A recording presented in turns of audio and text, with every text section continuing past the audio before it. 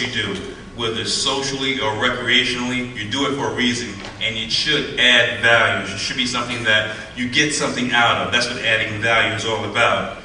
Society tries to pigeonhole you into a category all the time. You know, back in the old days, you had performance. I mean, real performance. They sang, they danced, they did stand-up, they did movies, they may have even did juggling. But today, you're supposed to be an expert only in this one thing. You supposedly can't do but one thing. You might be a crossover for one thing into acting if you're a singer or if you're a rapper, but I don't necessarily agree with that. But you know what? You play the game as long as you have to get what you need to, and then you got to break that box wide open. See, today it's about thinking out the box.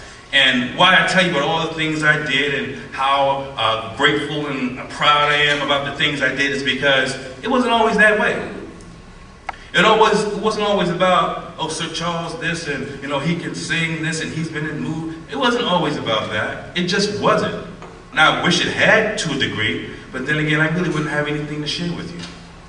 And see, I know this event today is about empowerment, and you wonder, well, what does all that got to do with empowerment? Well, if I had not gone through the things that I had gone through, I would not be empowered to be able to share my experiences, to tell you about growth. You know, there's so many things that we've gone through. And let me ask you, by show of hands, how many people out here are either business owners, part-time or full-time? Show of hands. You see, that's what it's about. Thinking out the box, being your own you, not just going with the status quo. What do they say? Go to school, get good grades, and get a good what? Job. Why can't I be a business owner? Why can't I learn in school how to own my own business? Why did I have to get skilled to work for someone else? Now, don't get me wrong. If that's what you have to do, that's what you have to do.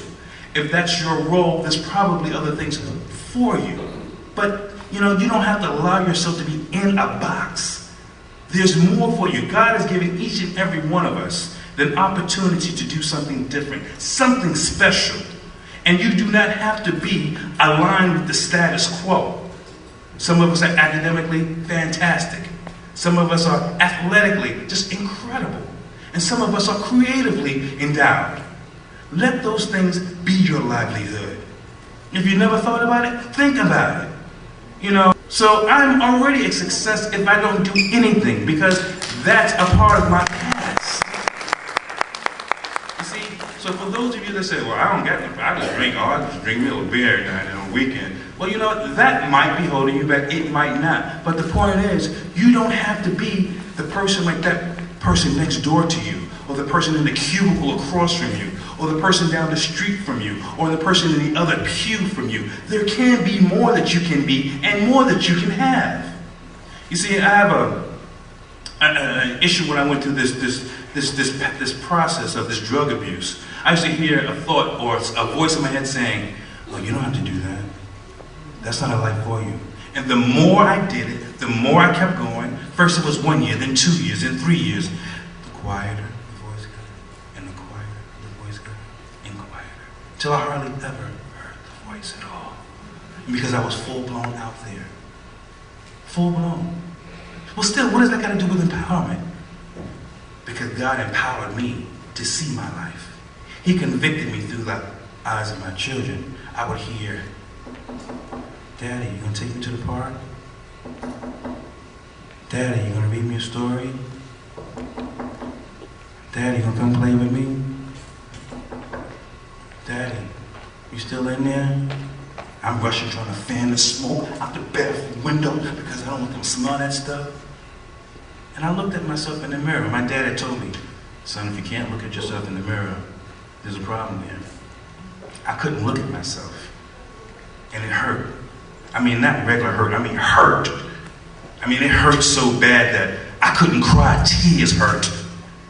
It hurt so bad that I was so disgusted I didn't know what to do with myself. I wanted to hurt myself, and then I was too scared to do that because then I couldn't get high anymore, and then I didn't know what to do with myself because, what the kids were gonna think. I didn't know what to do. The pain, I've never felt a pain as great. I denied my kids so many things. And that's how my life was saved, through the eyes of my children.